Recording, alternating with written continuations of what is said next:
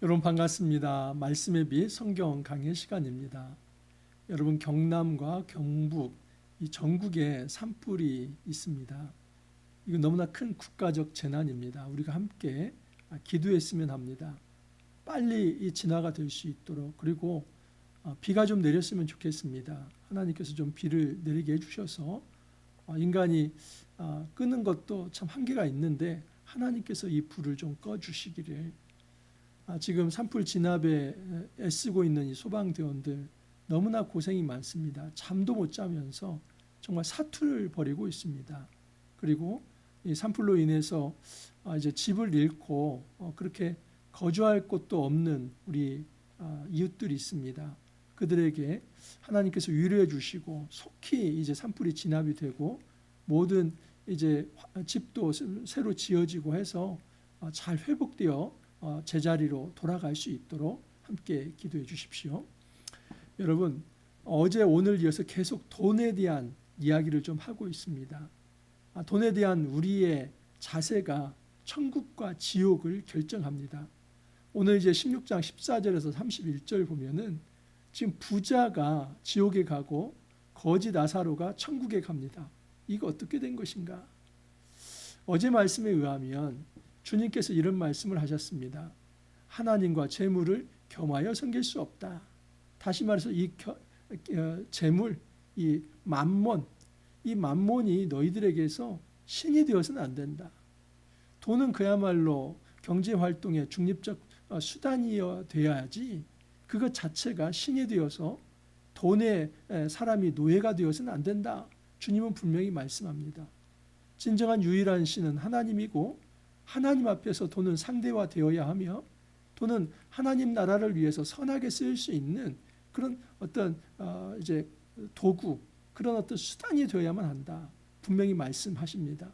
자, 그런데 그 이야기를 들은 이 바리새인이 비웃어 버립니다. 말씀 보십시오. 바리새인들은 돈을 좋아하는 자들이라 이 모든 것을 듣고 비웃거늘. 바리새인들이 왜 비웃겠습니까? 다 이유가 있습니다. 그들에게는 이 돈의 신학은 축복의 신학이기 때문입니다. 실제로 구약에서 아브라함과 같은 이 얼마어마한 이런 부를 이제 하나님께서 주시지 않았습니까? 그래서 믿음의 조상이라고 하는 이 아브라함을 예로 들면서 부유한 자는 하나님께 축복받은 자이다. 부자가 천국 갈 수 있다. 이것이 이 바리새인들에게 이제 마음속 깊이 자리 잡고 있는 돈에 대한 신학입니다.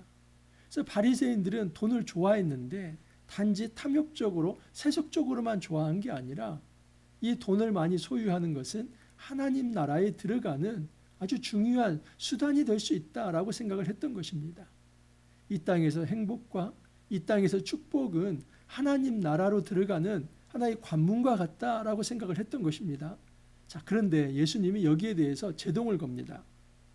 예수께서 이르시되 너희는 사람 앞에서 스스로 옳다 하는 자들이나 너희 마음을 하나님께서 아시나니 사람 중에 높임을 받는 그것은 하나님 앞에 미움을 받는 것이니라. 우리 하나님께서 이렇게 하신다는 겁니다. 너희가 지금 스스로 자기가 옳다고 자기 의를 주장하지만 우리 하나님은 너희들의 이 속마음을 다 아신다는 것이죠. 그래서 사람 앞에서 너희들이 스스로 높아지고 자기 의를 자랑하지만 하나님은 너희들을 미워하고 있다. 우리 주님이 하시는 말씀입니다.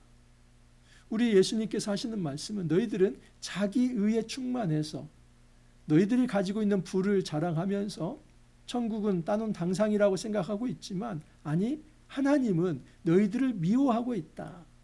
그렇게 돈이 많다고 해서 천국에 당연히 들어가는 거 아니다. 예수님이 말씀을 하십니다. 자, 그러면서 예수님이 이제 하나의 삽입의 말씀을 하나 합니다. 16절에서 18절을 보면은 율법에 관해서 그리고 이 율법의 어떤 한 점도 이제 떨어져서는 안 된다. 그리고 한 예로서 이제 이혼의 문제 그리고 이제 어떤 간음의 문제를 말씀을 하십니다. 자, 그러면 지금 19절 이하는 또 부자와 나사로 이하이기 때문에 14절 이제 15절은 19절로 이어지면은 아주 자연스럽게 이루어집니다. 근데 16절에서 18절은 전혀 다른 어떤 율법에 관한 어떤 예수님의 태도, 이 말씀이 삽입되어 있는 것입니다. 왜 그럴까? 이유가 있습니다. 율법과 선지자는 요한의 때까지요. 그 후부터는 하나님 나라의 복음이 전파되어 사람마다 그리로 침입하느니라. 일단 율법과 하나님 나라에 대해서 예수님께서 말씀합니다. 이 율법은 요한의 때까지다. 여러분, 이 율법은 작게는 토라이고 전체는 구약 전체이죠. 그래서 율법과 선지자는 이제 모세 오경과 또 나머지의 어떤 구약 성경을 통틀어서 구약의 말씀을 의미하는 겁니다. 그래서 이 구약의 율법은 요한의 때까지라고 얘기를 합니다. 그래서 요한은 마지막 선지자이지 않습니까? 하지만 하나님 나라를 여는 첫 번째 선지자입니다. 그래서 구약의 시대가 한계가 있다는 것이죠. 하지만 예수님은 이제 이 요한이 주의 길을 예비하고 진짜 메시아로서 하나님의 아들로서 이 땅에 오셨습니다. 그래서 예수님을 통해서 하나님 나라가 시작이 되었고, 그리고 그 하나님 나라에 많은 사람들이 들어가고 있다는 것입니다. 그 후부터는 하나님 나라의 복음이 전파되어 사람마다 그리로 침입하느니라. 이 침입한다는 어감이 좀 좋지 않지만 사실은 막 달려든다는 것입니다. 이제 새로운 역사, 이제 새 시대가 열린 것입니다. 율법 시대가 아니라 하나님 나라 시대, 예수 그리스도를 믿는다면 모든 사람들이 하늘 백성 될 수 있다는 이 복음이 전파되고 이방인들까지도 그 길로 들어가고 있다는 것입니다. 자, 그렇다면 예수님은 이처럼 율법 시대를 마감하고 하나님 시대를 가져왔기 때문에 율법을 무시하는 자인가? 무시하지 않는다는 것을 분명히 말씀합니다. 그러나 율법의 한 획이 떨어짐보다 천지가 없어짐이 쉬우리라. 히브리어로 보면 이 요드라는 게 있습니다. 이것은 요드는 그야말로 한 획이죠. 그냥 점과 같은 것입니다. 쉼표 같은 그런 겁니다. 근데 그것도 나름 다 여러분 이 의미가 있습니다. 몸으로서 역할을 합니다. 그거 없으면 이제 뜻이 통하지 않습니다. 그래서 이 히브리어의 작은 이 한 획까지도 없어지지 않고 다 보존되어 있다. 예수님은 율법 자체를 폐지하러 온 것이 아니라 율법을 성취하러 오셨습니다. 그러니까 구약은 아무 필요도 없고 그래서 이제 불태워야 한다. 이것이 아니라, 아니 그게 아니라 나는 율법의 정신을 완전하게 성취하러 왔다. 이것이 핵심입니다. 그러므로 예수님은 반율법주의자가 아니라 율법 성취주의자라고 볼 수 있습니다. 무릇 자기 아내를 버리고 다른 데 장가드는 자도 간음함이요 무릇 버림당한 여자에게 장가드는 자도 간음함이니라. 여러분, 그 당시에 이혼이 성행했습니다. 특별히 바리새인들은 이 모세가 이제 전해준 그 이혼 증서, 그것을 바탕으로 이제 남자 중심의 이혼을 할 수 있다고 생각했습니다. 유대 사회는 굉장히 가부장적입니다. 그리고 남성 중심입니다. 그래서 이혼을 거의 여자가 주장하지 못합니다. 남자가 주장하는데 대개의 경우는 폭력적입니다. 강압적입니다. 그래서 남자의 이 남편의 마음이 안 들면 이혼장 하나를 써서 그냥 이제 내쫓는 식인 것이죠. 이것에 대해서 예수님은 그렇게 하는 거 다 간음 행위이다. 그리고 그 쫓겨난 사람과 또 결혼하는 그것도 간음 행위이다. 그러면 여러분, 예수님께서 이 율법을 더 철저히 지키는 것입니까? 아니면 이 바리새인들이 더 율법을 철저히 지키는 것입니까? 예수님이죠. 바리새인들은 그냥 문자로만 지킵니다. 예수님께서 이 산상수에서 그렇게 말씀하지 않았습니까? 이 너희는 살인하지 말라고 했는데 나는 너희에게 말하노니 형제를 대하여 라가라 하는 자는 이미 살인한 거나 마찬가지다. 너희 마음에 미움을 품어도 이미 살인한 것이다. 그러니까 이 바리새인들은 율법의 문자에 이제 치중하고 있지만 예수님은 그 율법의 정신에 따라서 오히려 더 율법을 강하게 지키라고 말씀을 합니다. 그러므로 바리새인들에게 하시고 싶은 말씀은 이겁니다. 지금 이 말씀이 여기에 삽입되어 있는 것은 너희들 율법 좋아하지. 그리고 율법을 잘 지킨다고 생각하지. 그리고 나는 뭐 안식일법 이런 거 정결법 다 어긴다고 생각하지. 아니, 내가 진짜 율법을 잘 지키는 사람이야. 그런데 너희들이 그 율법을 문자적으로 잘 지킨다고 생각하는데 내가 볼 때에 나는 이 율법을 성취하는 자로서 그 율법의 정신을 이제 지키는 자로서 평가해 볼 때 너희들은 율법을 불순종하는 자이다. 율법을 하나도 지키지 않는 자이다. 여러분, 율법의 강령이 무엇입니까? 사실 이 구약에 많은 구절들이 있지만 신명기 6장 5절 말씀 이하에서 이제 들으라 이스라엘아 해가지고 너희 하나님을 사랑하라고 말씀하지 않습니까? 온 마음과 뜻과 정성을 다해서 사랑하라. 그게 첫째 되는 계명입니다. 그리고 레위기 19장 18절에 내 이웃을 내 몸과 같이 사랑하라. 그래서 하나님 사랑과 이웃 사랑이 이 율법의 전체 강령이며 이 사랑이라고 하는 것이 율법의 정신입니다. 그러면 이 유대인들이 정말 율법을 잘 지키는 그런 율법주의자라고 한다면 이웃을 사랑해야 하지 않습니까? 예수님께서 그들을 폭로하고 있는 겁니다. 정말 누가 율법을 잘 지키고 있는 것인가? 나인가 아니면 너희인가? 그래서 예수님께서 폭로하는데 한 예를 듭니다. 부자와 거지 나사로입니다. 자, 한 부자가 있어 자색 옷과 고운 베옷을 입고 날마다 호화롭게 즐기더라. 이 자색 옷은 그 당시에 황제나 입는 옷입니다. 왕이나 입는 옷입니다. 굉장히 부유했습니다. 그리고 날마다 연회를 베풀었습니다. 자, 그런데 그렇게 자기 배는 채우는데 자기는 즐겁게 사는데 그 잔치에 이제 찾아오는 그 거지 나사로에게는 눈길 한번 주지 아니하고 오히려 이 거지 나사로는 먹을 것이 없습니다. 그런데 나사로라 이름하는 한 거지가 헌데투성이로 그의 대문 앞에 버려진 채 그 부자의 상에서 떨어지는 것으로 배불리려 하매 심지어 개들이 와서 그 헌데를 핥더라. 여러분 너무나 비참하지요. 이 부유한 자는 정말 배에 기름이 낄 정도로 그렇게 잘 먹고 잘 살고 매일 연회를 베풀면서 기쁨에 차고 그 희락에 겨워 있는데 그 동시대에 같은 하늘에서 지금 그 잔치 자리에 문 앞에 있는 거지 나사로는 먹을 것이 없습니다. 먹을 것이 없는 정도가 아니라 온몸에 상처투성이인데 좀 이제 땅에서 떨어져 있는 그 상에서 떨어진 거라도 먹으려고 하면 개가 와서 이제 차가버리고 그러니까 개만도 못한 인생을 사는 것이죠. 그리고 개가 그 거지의 상처를 핥으려고 합니다. 그러니까 개한테도 무시를 당하는 그 비참한 인생을 지금 거지가 살아가고 있는 것입니다. 여러분 부자와 나사로의 이 대조입니다. 아주 극단적 이제 비유를 예수님께서 드시는 겁니다. 부자는 이 땅에서 호의호식하면서 잘 살고 있지만 거지 나사로는 정말 먹을 것이 없어서 너무나 힘들게 상처받으며 하루하루를 견디며 살아가고 있다는 것입니다. 자, 그런데 그 사람들이 동시대에 같이 죽었는데 놀랍게도 여러분 거지 나사로가 아브라함의 품에 안기고 그리고 이 부자는 지옥 형벌을 받습니다.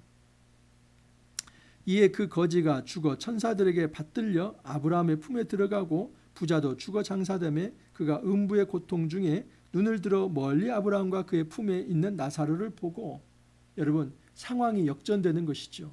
이 하나님 나라의 아주 큰 특징 중에 하나가 역전이라는 겁니다. 역전이 일어납니다. 높아진 자는 낮아지고 낮아진 자는 높아질 것입니다. 먼저 된 자가 나중되고 나중된 자가 먼저 될 수 있습니다. 이것이 하나님 나라의 원리입니다. 그 당시 부의 신학, 이 돈의 신학에 의하면 마땅히 지금 이 부자가 천국에 들어가야 맞습니다. 근데 예수님께서 말씀하시는 건 아니, 부자가 지옥에 가고 있다. 그리고 여러분 지금 이 나사로는 얼마나 비참한 삶을 살았습니까? 돈의 신학, 그 축복의 신학에 의하면 이 사람은 저주를 받은 자이기에 이 지옥에 가야 마땅한데 아니 이 사람이 천국에 가 있는 것입니다. 그래서 지금 예수님께서 말하려고 하는 것은 이것입니다. 바리새인들 너희들 내 말을 듣고 비웃었지. 너희들은 돈의 신학, 축복의 신학을 가지고 너희들이 부자이니까 하나님 나라 당연히 들어간다고 생각했지? 아니 그렇지 않아. 부자와 나사로의 비유를 봐라. 이 부자는 그들이 그렇게 이 땅에서 잘 먹고 잘 살았지만 그가 비참한 지옥 형벌을 받고 있다. 그리고 이 땅에서 정말 힘들게 살았던 이 나사로가 이제 안식을 얻고 위로를 받으면서 아브라함의 품 천국에 이르고 있다라고 말씀을 하시는 겁니다. 그러므로 여러분 우리가 헛된 축복신앙에 빠져서는 안 됩니다. 오늘날 우리 한국교회에도 그런 축복신앙이 있습니다. 그래서 이 땅에서 그냥 몸 건강하고 또 돈만 잘 벌고 또 좋은 대학에 가고 그리고 이제 모든 일들이 잘 풀려나가고 그러면 그 사람은 하나님의 축복을 받은 사람이라고 흔히들 그렇게 생각하지 합니다. 그렇지 않습니다, 여러분. 이 시대에도 못 먹고 힘들고 병들고 오히려 그들에게 하나님 앞에 하나님께서 다가가셔서 안아주시고 그들을 품어주시고 그리고 그들을 위로하시면서 네가 나의 백성이다 그렇게 말씀을 합니다. 지금 여기서 말하려고 하는 것은 지금 극단적 예를 들면서 이 바리새인의 이제 그 허를 그의 어떤 문제점을 드러내려고 하는 것입니다. 자, 이제 이제 부자가 이런 어떤 이제 요구를 합니다. 지옥에 간 부자가 너무나 힘들어 가지고 이 아브라함에게 요구를 합니다. 불러 이르되 아버지 아브라함이여 나를 긍휼히 여기사 나사로를 보내어 그 손가락 끝에 물을 찍어 내 혀를 서늘하게 하소서 내가 이 불꽃 가운데서 괴로워하나이다. 아브라함이 이르되 예 너는 살았을 때 좋은 것을 받았고 나사로는 고난을 받았으니 이것을 기억하라. 이제 그는 여기서 위로를 받고 너는 괴로움을 받느니라. 그뿐 아니라 너희와 우리 사이에 큰 구렁텅이가 놓여 있어 여기서 너희에게 건너가고자 하되 갈 수 없고 거기서 우리에게 건너올 수도 없게 하였느니라. 일단 지옥의 형편을 볼 수 있는데 여러분 지옥은 결코 생명이 소멸되는 장소가 아닙니다. 저는 영혼 소멸설을 믿지 않습니다. 여러분 영혼은 소멸되는 것이 아니라 지옥과 천국으로 나뉘어 갈 뿐입니다. 그러므로 우리가 죽어서 우리가 완전히 그냥 끝나버리는 것이 아닙니다. 만약 그렇게 한다면 잘 살 필요 없습니다. 그냥 죄를 짓고 살더라도 그냥 내 인생이 가루가 되어서 끝나버리면 뭐 괜찮겠네 하면 되는 거 아닙니까? 근데 그렇지 않습니다. 우리 육신은 흙이 될지 모르지만 우리 영혼은 이제 지옥으로 가느냐 아니면 이제 하나님 품에 안기느냐 그 양갈래 길에 있습니다. 근데 지옥은 결코 여러분 끝나지 않는 고통입니다. 그래서 목마르고 너무나 그 불구덩 속에서 정말 물 한 모금 먹었으면 좋겠지만은 그 물 한 모금 먹을 수 없는 그 고통의 자리가 지옥입니다. 그래서 이 부자가 제발 저 하나님 품에 있는 아브라함 품에 있는 나사로를 좀 보내주셔서 그 손가락에 물 한 방울만 내 입에 좀 찍어서 좀 물맛 좀 보게 해주십시오. 얼마나 이 힘든 이 고통을 그렇게 표현하고 있습니까? 그런데 우리 주님께서 말씀하시는 것은 이렇습니다. 그 불가능하다. 왜냐하면 이 지옥과 천국 사이에는 큰 구렁텅이가 있어서 누구도 거기를 건너갈 수 없다. 그쪽에서 이쪽으로 올 수도 없고 이쪽에서 그쪽으로 갈 수도 없다. 다시 말해서 여러분 지옥과 천국을 결정짓는 것은 내세가 아니라 현세입니다. 지금 정말 부자가 정말 천국에 들어가고 싶었다면 그가 살았을 때에 율법을 행했어야지요. 율법을 단지 형식적으로만 그렇게 지키는 것이 아니라 그가 진짜 율법의 정신인 이 사랑을 구현해야 마땅한 거 아닙니까? 바리새인들에게 하는 이야기입니다. 너희들은 11조 내고 금식하면서 안식을 지키면서 그 성전에 제사 지내면서 그렇게 하나님 나라 들어간다고 하는데 정작 인과 의는 다 버리지 않았는가? 사랑의 정신, 율법의 강령인 이 사랑, 이웃사랑은 어디 갔는가? 지금 이 부자가 그 바리새인의 모습인 것입니다. 그는 율법은 있었지만은 그리고 그렇게 돈의 맛을 느끼면서 이 세상에서 호의호식 살았지만 지금 옆에서 힘들어 죽어가는 사람에 대한 조금만큼의 동정심도 긍휼의 마음도 없었다는 겁니다. 부자의 가장 큰 죄가 아픈 사람에게 그 아픔을 공감하지 못하는 것입니다. 이거 큰 죄입니다. 지금 옆에 사람이 아파하고 있는데 그 아픔에 대해서 전혀 공감하지 않고 비정하게 자기 배만 채우는 것, 이것이 바로 죄입니다. 그래서 이 부자는 여러분 현세에 이런 삶을 살았기 때문에 내세에 지금 천국 백성이 될 수 없었던 것입니다. 또 하나 이런 얘기를 합니다. 이제 부자가 그러면 제발 저는 어차피 글렀다고 치더라도 내 형제가 5이나 있습니다. 지금 나사로를 좀 한번 내 집에 좀 보내주십시오. 아버지 집에. 그래서 내 형제들만이라도 제발 이 지옥에 오지 않게 좀 해주십시오. 그렇게 말을 합니다. 이르되 그러면 아버지여 구하노니 나사로를 내 아버지 집에 보내소서. 내 형제 5이 있으니 그들에게 증언하게 하여 그들로 이 고통받는 곳에 오지 않게 하소서. 정말 얼마나 절절한 요구입니까? 지옥 형벌을 받으면서 지금 나는 어차피 글렀다 치더라도 내 친족들, 형제들, 그 어떤 자녀들만이라도 이 지옥 형벌을 맛보지 않았으면 좋겠다는 것입니다.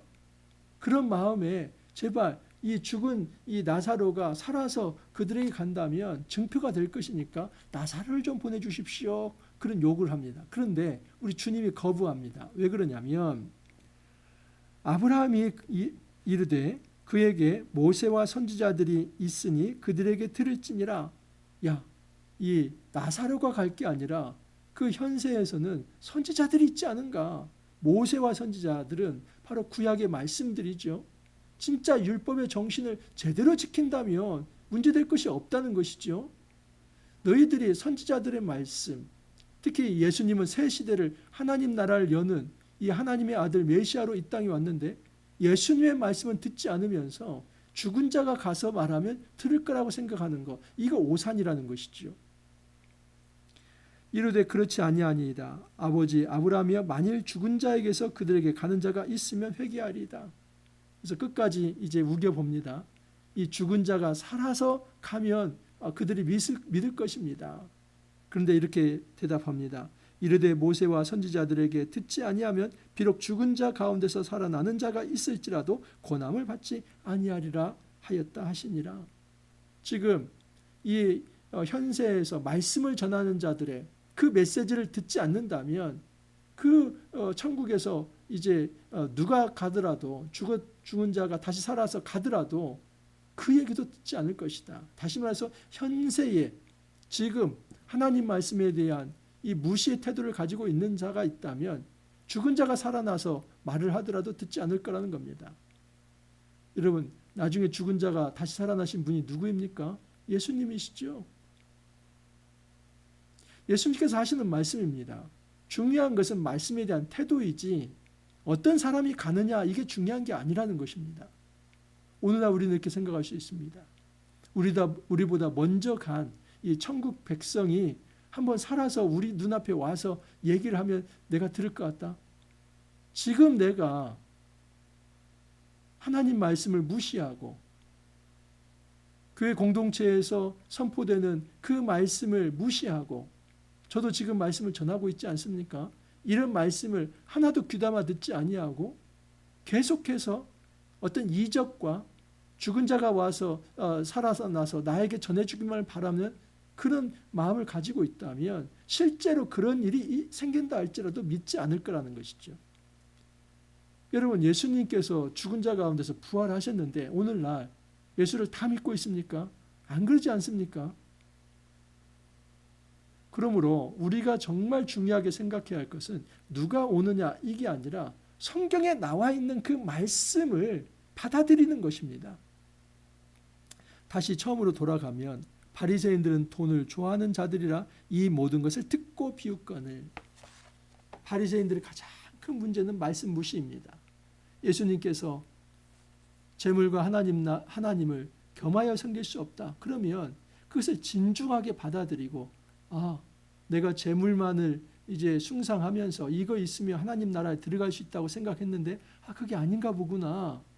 내가 이 재물을 내려놓고 하나님을 더 깊이 섬기면서 오히려 이 재물을 통해서 어렵고 힘든 자들, 그 자들을 구제해야겠구나 이런 마음을 가져야 하는데 그러기는커녕 오히려 예수님 앞에 적대적 태도를 보이는 것입니다. 예수님께서 그래서 부자와 나사로 비유를 든 것입니다.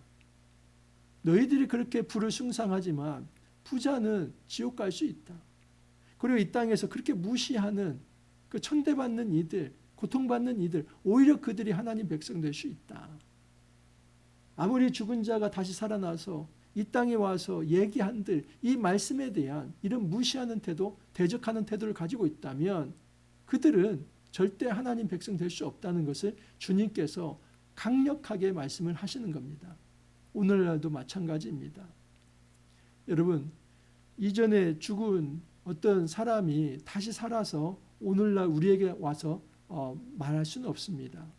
전에도 말씀을 드렸지만 여러분, 그런 귀신론은 굉장히 잘못된 아주 그 미신적 귀신론입니다.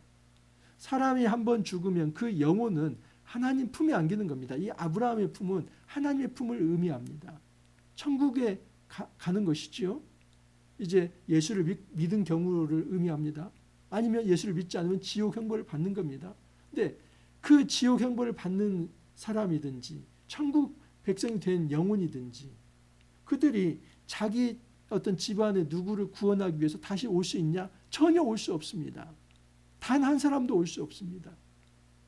이 땅의 영적인 존재는 천사와 이제 마귀들이 귀신들이지, 그 귀신들이 우리 사람이 죽은 영혼이 아닙니다. 원래부터 이제 있는 악한 영들이지요.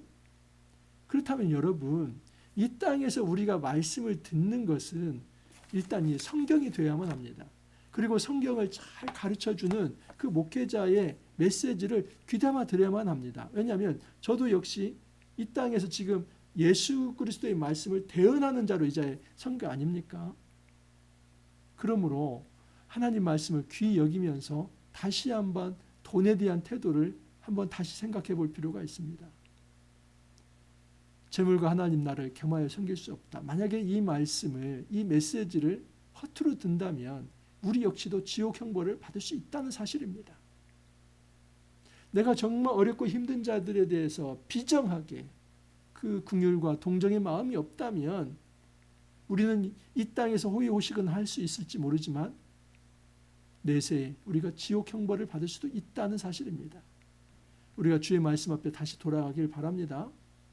이 돈에 대한 태도가 지옥과 이제 천국을 가름할 수 있다는 이것을 우리가 깊게 받아들일 수 있기를 바랍니다. 우리 믿음이라고 하는 것이, 내가 예수 믿는다고 하는 것이 결코 추상적인 것이 아니라 이 하나하나의 계명을 어떻게 받아들이냐의 태도에 결정되는 것입니다. 우리가 예수 믿는 자답게 더 이상 돈을 하나님으로 여기지 아니하고 오직 하나님을 우리 마음에 모시면서 돈은 정말 생명을 살리고 이 땅에 평화를 정착시키고 그리고 자유와 어떤 하나님의 의를 이루기 위한 그 수단으로서 우리가 잘 사용할 수 있기를 간절히 소망합니다. 이렇게 기도합니다. 주님 감사합니다. 바리새인들은 잘못된 돈의 신학을 가지고 그들이 부유하기 때문에 하나님 나라에 당연히 들어갈 수 있다고 생각을 했습니다. 하지만 우리 예수님께서 부자와 나사로 비유를 들면서 오히려 부자가 지옥에 가고 가난한 거지 나사로가 천국에 간다는 것을 말씀하여 주셨습니다. 주님, 우리가 이 주의 말씀을 진중하게 받아들여서 정말 우리가 예수 믿는 자로서 이제는 우리에게 주어진 소유가 있다면 그 하나님 나라 가치를 위해서 선하게 내어놓고 헌신할 수 있도록 주님께서 이끌어 주옵소서. 그래서 우리가 주님을 따를 때에 이 선한 헌신 위에 성령의 기름 부음을 허락하여 주시사 이 땅에서 하늘 백성으로 하늘의 자원으로 그렇게 살아갈 수 있도록 주님께서 은혜와 복을 더하여 주옵소서. 주님 감사하옵고 예수님 이름으로 기도하옵나이다. 아멘. 여러분, 정말 이 산불 빨리 진화되어야만 합니다. 우리 정말 이 몇 주째 이 산하를 다 지금 태우고 있는 중인데 정말 하나님께서 비를 내려주셔서 꼭 진화될 수 있도록 우리 함께 기도하고 또 정말 어떤 재난을 당한 우리 국민들 우리가 먼저 나서서 긍휼과 또 동정의 마음을 함께 가져서 그들을 돕고자 하는 운동들이 일어났으면 합니다. 그리고 함께 기도하면서 그 모든 분들 위로를 받고 다시 회복될 수 있도록 우리 함께 협력해서 기도하길 바랍니다. 여러분 주말 잘 보내시고 우리 기쁜 얼굴로 월요일 날 다시 찾아뵙도록 하겠습니다. 감사합니다.